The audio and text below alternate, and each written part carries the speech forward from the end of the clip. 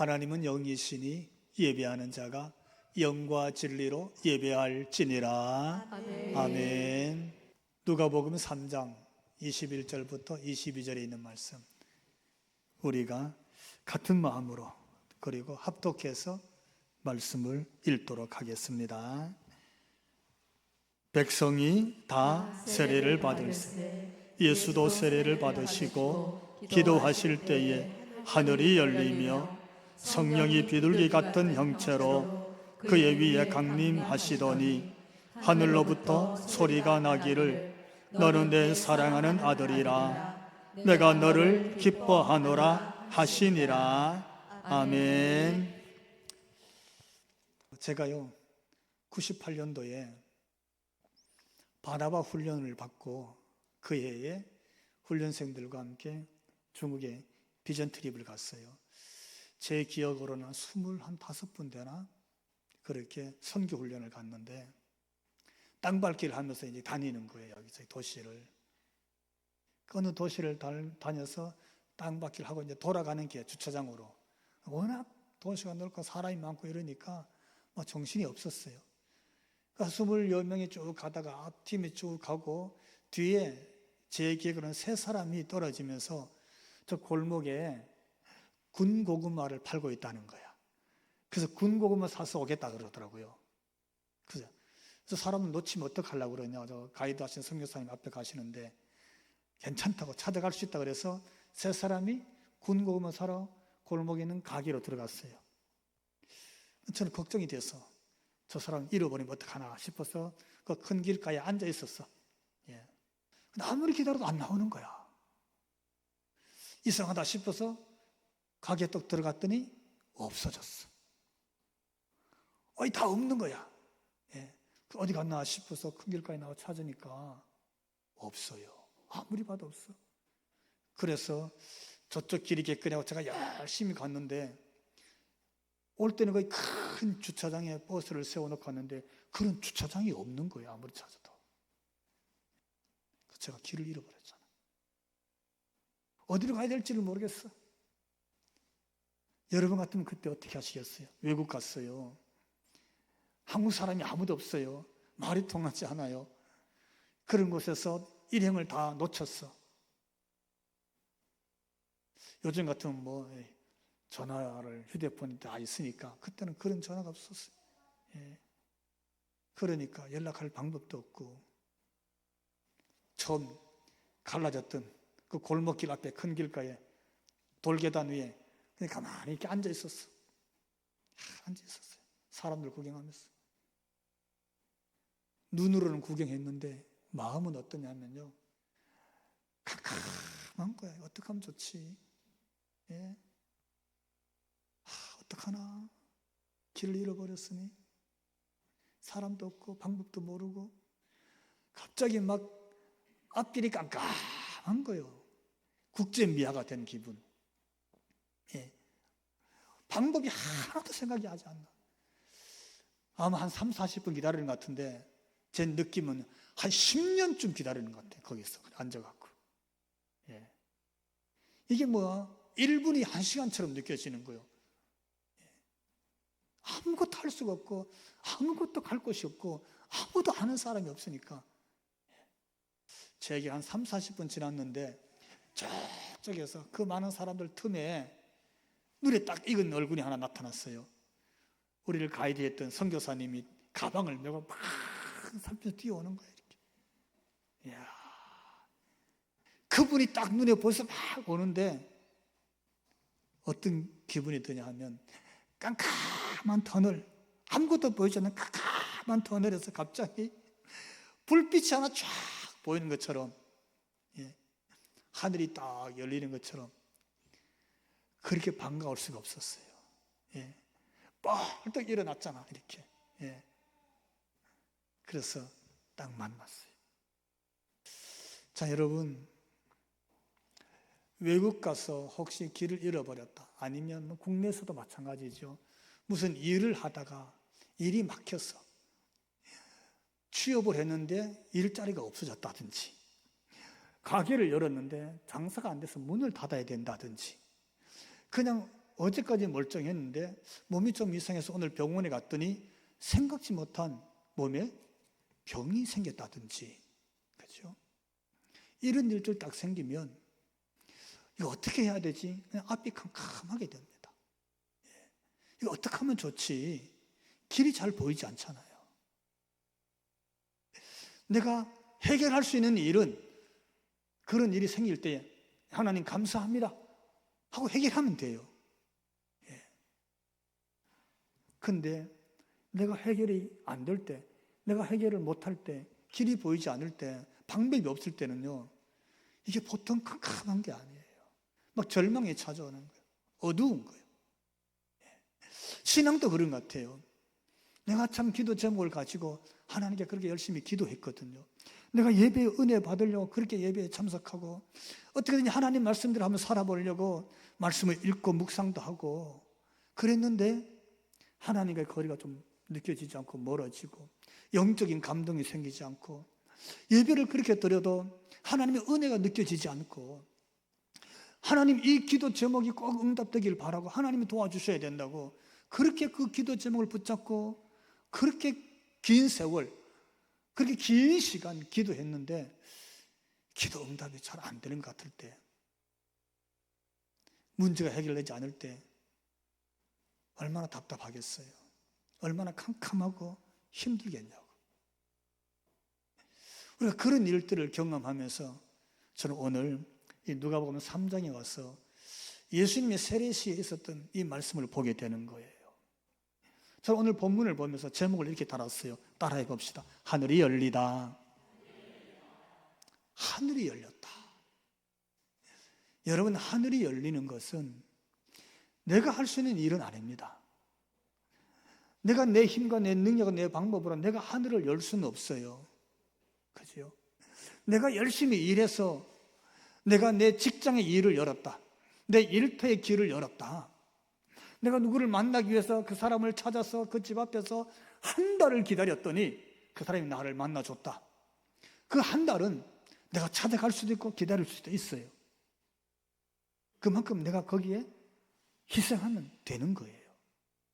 그런데 하늘을 여는 것은 내가 기다린다고 열 수 있는 게 아니에요. 내가 뛰어가서 열 수 있는 게 아니야. 우리가 사람의 관계도 내가 노력해서 열릴 때 얼마나 기쁩니까? 얼마나 고마운 일이야. 일터의 일도 내가 열심히 해서 일터가 열렸다. 직장의 길이 열렸다. 감사한 일이잖아요. 근데 하늘은 내가 노력해서 내가 뭔가 공로를 세워서 열 수 있는 건 아니에요. 하늘이 열린 인생은 여러분 땅의 문제를 뛰어넘게 되는 줄로 믿습니다. 하늘이 열린 인생은 땅에 있는 인생의 문제가 하늘이 열린 문제 앞에 문제가 되지 않는 거예요. 오늘 그런 은혜가 저와 여러분에게 꼭 있게 되기를 주님 이름으로 축원합니다. 예수님 언제 이렇게 하늘이 열렸을까? 본문을 보니까 따라해 봅시다. 예수님 세례시 하늘이 열렸다. 예수님 세례 받으신데 하늘이 쫙 열리는 거예요. 하나님께서 하늘을 여신 줄로 믿습니다. 하늘은 하나님의 영역이거든요. 하나님이 여시면 그 하늘은 세상에 있는 사람은 어떤 권력자도 어떤 소유를 많이 가져도 그걸로 하늘을 닫을 수 없는 줄로 믿습니다. 하나님이 닫으시면 사람은 또 열 수가 없어요. 그런데 예수님께서 세례 받으시는데 하나님이 하늘을 쫙 여셨어요. 여러분 한번 상상해 보십시오. 마음으로 예수님 세례 받고 요단에서 탁 일어서시는데 하늘이 열리는 게 쫙 보였어요. 여러분 얼마나 감격이었겠어요. 거기 있었던 사람들은 얼마나 놀랬겠어요. 하늘이 열린 그 장면 속에서 얼마나 마음의 흥분이 일어났겠어요. 그렇게 쫙 열렸어요. 오늘 21절에 이렇게 말씀하고 있습니다. 예수도 세례를 받으시고 기도하실 때에 하늘이 열리며. 여러분 이 말씀 가만히 묵상해 보십시오. 하늘이 열렸을 때 이 말씀은 하나님과 이 땅 사이를 하나님이 열은 영적인 사건인 줄로 믿습니다. 하나님께서 하늘 보좌에 계신 분이 하늘을 열어 제켰어요. 이 말은 하나님이 이 땅, 세상 속으로 하나님이 소통의 길을 여신 줄로 믿습니다. 하나님이 마음의 길을 여시는 거예요. 하나님께서 통할 수 있는 길을 열어 제낀 거예요. 하나님이 인간관계 속으로, 하나님이 내 사람 속으로 찾아오시는 길을 하나님이 열어놓으시는 사건인 줄로 믿습니다. 그게 하늘이 열리는 거예요. 하나님이 내게 찾아오시는 길을 스스로 열어놓으신. 그러니까 누구든지 하나님이 하늘을 연 사건 속에서 그 하나님을 만날 수 있는 줄로 믿습니다. 누구든지 하나님을 만날 수 있는 길을 하나님이 쫙 열어놓으신 거예요. 하나님과 닫힌, 하나님과의 묶여진 관계가 풀리고 열리는 소통의 길이 하나님이 하늘 문을 여심으로 일어난 줄로 믿습니다. 언제 그런 일이 생겼어요? 예수님이 세례 받으실 때, 예수님이 물속에 잠기실 때에. 세례는요, 내가 죽었다고 가장 낮아지는 순간이에요. 물속에 잠기는 순간입니다.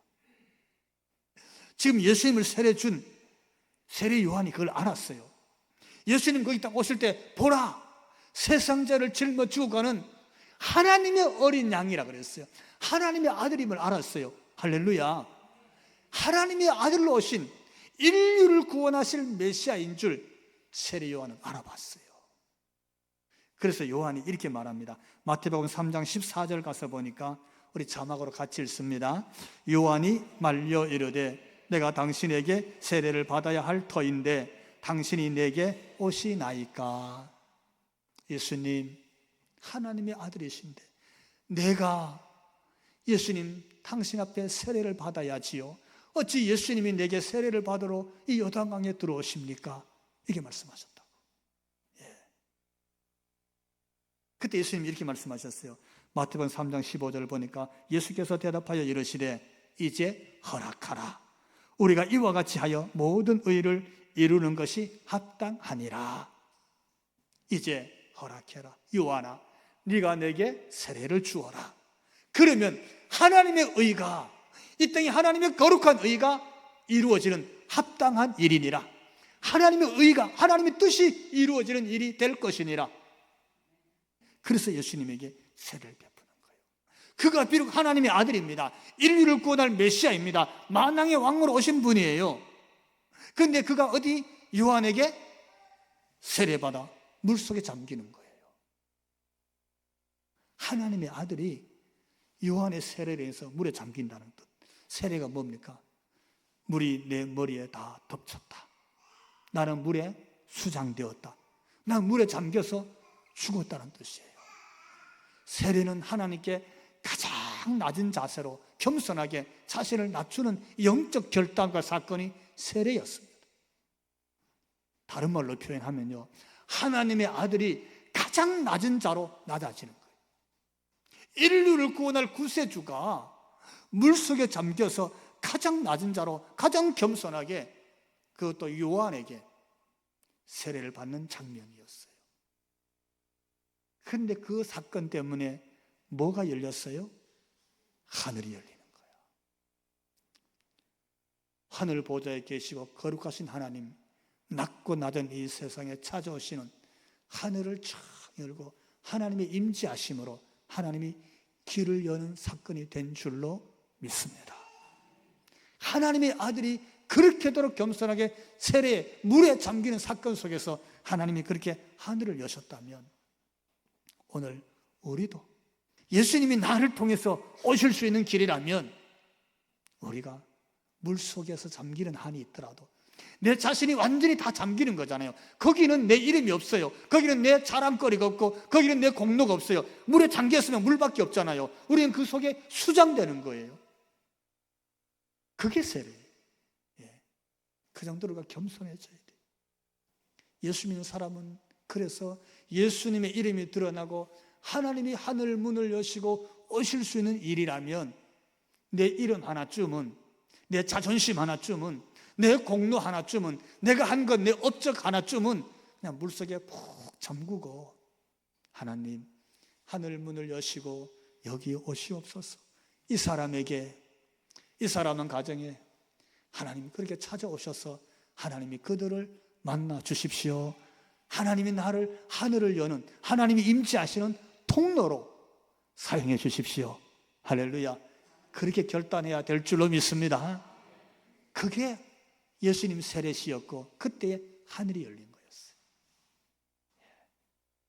두 번째 또 있습니다. 따라해 봅시다. 예수님 기도시 하늘이 열렸다. 예수님께서 그 세례와 함께 붙어서 나오는 오늘 본문의 말씀이 예수님이 기도가 같이 나와요. 그게 21절에 있습니다. 우리 자막으로 읽습니다. 예수도 세례를 받으시고 기도하실 때에 하늘이 열리며. 예수님이 세례 시에 그 세례와 함께 기도한 거예요. 여러분, 세례에는 하나님 앞에 기도가 같이 묻어 있어야 되는 줄로 믿습니다. 그냥 겸손해지는 거 아니에요. 그냥 낮아지는 거 아니에요. 그냥 나를 낮추는 게 아니고 하나님과의 영적 줄기인 기도를 붙잡고 있는 거예요. 기도가 하늘을 열게 되고 그 하늘이 열리면 하나님께서 우리 가운데 임재하는 사건이 되는 줄로 믿습니다. 그러니까 하나님은 언제 하늘을 열고 오셨느냐 하면 예수님의 기도 시에 그 기도를 통해서 그 기도를 마치 통로로 삼아서 하나님이 임재하신 줄 믿습니다. 그 하늘이 열리니까 하나님이 성령으로 임재하셨어요. 오늘 본문에 성령이 임재하셨잖아요. 하늘이 열리니까 하나님이 여기 거기 찾아오시는 거예요. 성령이 임재하시고 하나님의 음성이 들렸어요. 여러분, 기도가 하나님의 임재와 성령의 임재와 하나님의 음성에 찾아오는 하나님의 마치 파이프라인 같은 그런 은혜의 통로가 되는 줄로 믿습니다. 그렇다면 여러분, 우리 자신을 한번 성찰해 봐야 되잖아요. 지난 주일 이후에 우리가 한 주간 보냈어요. 우리가 기도를 몇 번쯤 했을까요? 예수님도 뭐 했더라? 기도하셨더라. 예수님도 뭐 하셨더라? 세례받고 기도하셨더라. 하나님의 아들이에요. 기도하셨어. 그 기도할 때에 보니까 하늘이 열리고 하나님과 이 땅에 완전히 소통할 수 있는 하나님이 임재하신 길이 확 열리는 거예요. 기도는 여러분, 하나님께서 하늘을 여는 응답인 줄 믿으시기 바랍니다. 기도는 하나님이 임재하신 통로였어요. 하나님이 찾아오시는 길이었어. 예수님도 그렇게 기도하셨어. 여러분, 예수님이 거기서만 기도한 게 아닙니다. 예수님은 사역 중에도 기도하는 일을 쉬지 않으셨어요. 여러분, 오병이어의 기적 생각해 보세요. 보리떡 5개, 물고기 2마리. 그걸로 남자 장정 5,000명, 어린아이와 여자는 세지도 않았어. 어쩌면 10,000명, 20,000명이 될 거야. 엄청난 기적이잖아요. 어린아이 도시락 1개로 그들이 그렇게 배불리 먹고도 남은 부스러기가 12광주리. 백성들이 예수님을 너무 좋아서 막 임금으로 세우려고 그랬어, 그때. 근데 예수님 그들을 다 돌려보냈습니다. 마태복음 14장 23절에 나오는데, 무리를 보내신 후에 기도하러 따로 산에 올라가시니라. 아멘. 예수님이요, 성공했잖아요. 오병이어의 기적이잖아요. 엄청난 기적이 일어났어요. 백성들이 얼마나 좋아하는지 막 그 나라의 임금으로 세우려고 그랬어요. 예수님의 사역 중에 자랑할 만한 사역. 근데 예수님이 그때도 뭐 하셨다? 따로 혼자 산에 올라가셔서 기도하시는 거예요. 제일 성공할 때, 제일 일이 잘 될 때, 엄청난 사람들로부터 환호를 받을 때, 사람들이 그렇게 막 높여주고 자랑할 때도 예수님은 뭐 하셨다?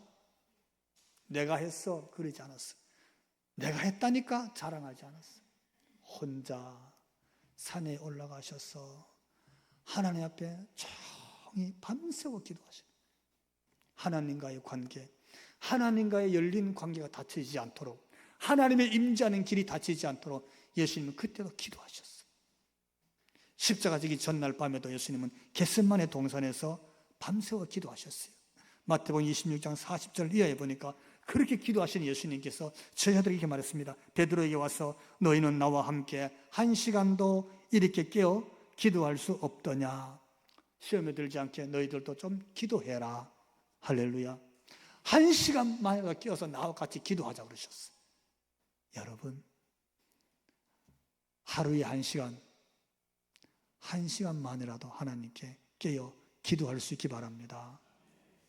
정말 시간이 나자고 어려우면 일주일에 시간 내서 1시간만이라도 깨어서 하나님께 기도하는 결단을 해보시기 바랍니다. 새벽 예배 나오셔서 기도의 자리에 한번 앉아보십시오.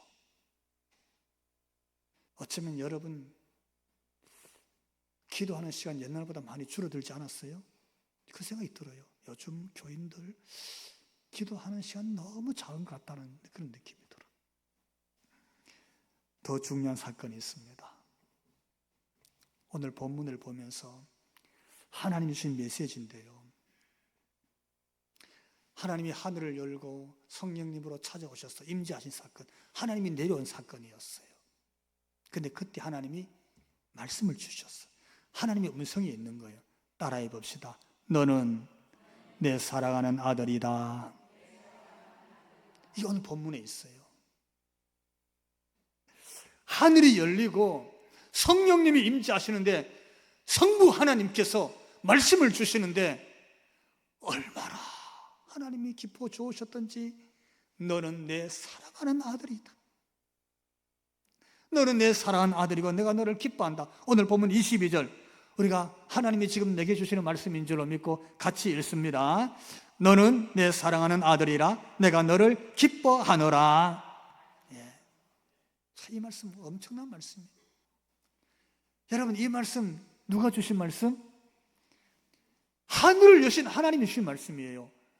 성령님으로 임재하신 하나님이 주신 말씀이에요. 가만히 한번 보십시오. 엄청난 말씀이잖아요. 야, 내가 너를 사랑해. 내가 너를 사랑해. 내가 너를 기뻐해. 네가 너무 기쁘고 좋아. 언제? 예수님께서 오병이어 기적에 일으킨 사건 이후에, 예수님이 풍랑이 일고 파도가 집채만한 갈릴리 바다를 조용하게 하신 이후에, 예수님께서 나인성 과부의 아들이 죽었잖아요. 장사되던 아들을 살렸을 때, 그때 하나님이 야, 네가 참 잘했어. 내가 너무 기쁘다. 예수님 바다 위를 막 걸어가실 때, 야, 네가 잘하는구나. 내 사랑하는 아들이야. 그러셨어요?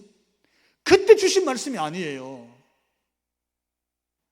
이 말씀은 아직 예수님이 사역 시작하지 않았어요. 아무 사역도 안 했었어요. 예수님이 하신 것이라고는 마치 물에 수장되듯이 나도 죽었다 그런 마음으로 지금 세례 받으셨어요. 그게 낮아진 거예요. 예수님이 하신 일은 지금 하늘이 열려서 그 하나님을 그리워하면서 그 하나님을 바라보면서 그냥 기도하셨어. 예수님이 아무 사역도 안 하셨어요.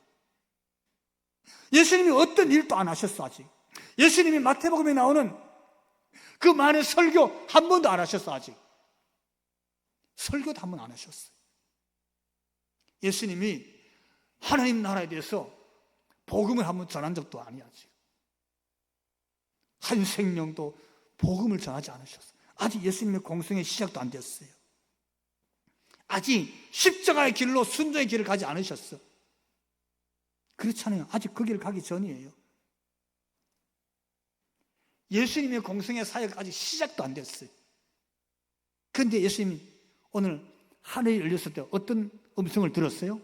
하나님께로부터, 아버지 성부 하나님께로부터 엄청난 말씀을 들었어. 어떤 말씀? 너는 내 사랑하는 아들이니라. 너는 내 사랑하는 딸이니라. 내가 너를 기뻐하노라. 이러시는 거예요. 이게 무슨 뜻입니까? 여러분, 우리 하나님 아버지는 이런 하나님이신 줄 믿으시기 바랍니다. 내가 성공해서, 그래서 나를 사랑하는 아들이라 이렇게 부르시는 분이 아니에요. 내가 뭔가를 자랑할 만한 거리를 만들어냈기 때문에, 야, 아들아 참 기쁘다. 딸아 네가 이렇게 했구나. 내 딸아 네가 이런 일을 했구나. 참 자랑스럽다. 세상은 그럴 수 있어요. 그죠? 세상은요, 직장에서 일 잘해봐요. 상사나 사장님이 수고했다고, 참 고맙다고 그럴 수 있죠. 예, 그렇잖아요. 집에서도 우리 애들이 뭘 해봐요. 야, 우리 아들이 이런 일 했어. 친구에게, 야, 친구야, 우리 딸이 지금 이랬다니까. 자랑스럽잖아요. 근데 오늘 말씀을 가만히 묵상해 보면요, 그게 아니야. 아무 일도 아직 시작 안 했어요. 아무것도 드러난 게 없어요. 왜? 공생의 시작도 안 하셨거든. 아직 시작도 안 했어. 근데 하늘을 여신 하나님께서 말씀을 주시는데, 너는 내 사랑하는 아들이니라. 내가 너를 기뻐하노라. 너는 내가 사랑하는 내 딸이니라. 내 딸아, 내가 참 기쁘다. 이렇게 말씀하셨어요. 오늘 이 말씀 여러분, 저와 여러분에게 하나님 주신 말씀인 줄로 믿습니다. 이 한마디 하나님의 음성을 우리가 들어야 될 줄로 믿습니다. 하늘이 열렸을 때 하나님은 그렇게 말씀하셨어요. 예수 믿고 신앙생활한 저와 여러분, 하늘도 하나님이 여시는 하늘이 열린 인생 되시기를 축원합니다. 그러면서 내 공로가 하나도 없어도, 내 업적이 하나도 없어도 하나님은 관계 때문에 우리를 찾아오신 하나님이시고 하나님을 알고 있는 믿음의 백성이기 때문에 그냥 그거 하나만으로도 우리를 향해서 내 사랑하는 아들, 내 사랑하는 딸이라 부르시면서 내가 너를 기뻐하노라 하시는 줄로 믿고, 오늘 이 말씀 마음에 새기고 이 말씀 붙잡고 진짜 이 험악한 세상, 캄캄해서 길을 자꾸 찾을 수 없는, 길이 어딘지 참 분간하기 어려운 이런 세상에 살면서 하나님의 은혜를 누리게 되기를 주님 이름으로 축원합니다.